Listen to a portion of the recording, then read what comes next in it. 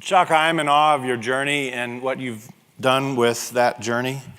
Your words are actually quite beautiful. I found my light, a simple hug, magical, Flintstones, Jetsons. We heard the Twitter in the room. That was beautiful. Inclusion, it's everyone's challenge and everyone's opportunity. And you will all soon, in a moment, be included in lunch next door. And you will be included in being darn sure you're back in the seats at 2:05 p.m. for the next segment. But before we transition, a few concluding thoughts.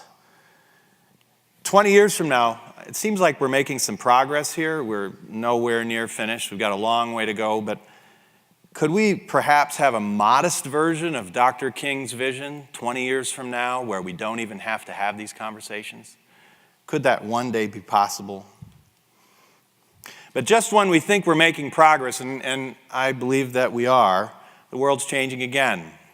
A quick note, not to muddy the waters, not to make them too crazy, but artificial intelligence and technology, cybernetics, will create augmented humans. Will we have access? Will we have inclusion for those capabilities, which really will change our roles and access in the world in profound ways we have yet experienced? I just today have an article in the Harvard Business Review about the future of work, about automation. It's about finding meaning and purpose in an automated world when that work, which has from which people derive their sense of meaning and purpose, for good or for bad, will increasingly be going away. And the question is, when technology can increasingly do anything, what should we as human beings do and why? And how do we even discover? How do we define and discover our mission and purpose? And I'll point out to you that probably none of us in this room have ever been taught. You might have experienced it and discovered it like Shaka did. But none of us, I would venture to guess, have ever been taught, how do you discover your mission and purpose? What do you even do? And being told, go follow your passion, is not good enough for most people. Say, I don't know what that means. Should I become a soccer player? How do I translate this? And this, the rest of this century, will become the single most important tool for every one of us and for society at large. Why? Because in the search for mission and purpose, we find not only our long-term mission of saving the environment or helping people or building a billion-dollar company and creating value, but also where we focus our attention and effort.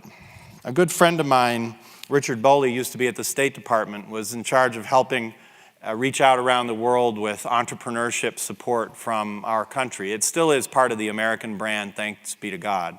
I hope it remains that way. And he said something profound and shocking to me. He said, an entrepreneur and a terrorist are two sides of the same coin. And I said, how can you say this, Richard? And he said, because who gets up every morning against the odds?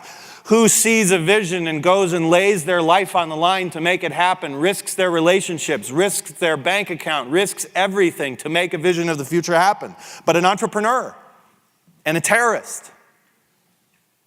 So if we cannot include people in this conversation and help them find not what we tell them they should be doing, but what they tell them they should be doing and help them find it, it won't be a good future. And if we do, it will be a dream. Thank you very much.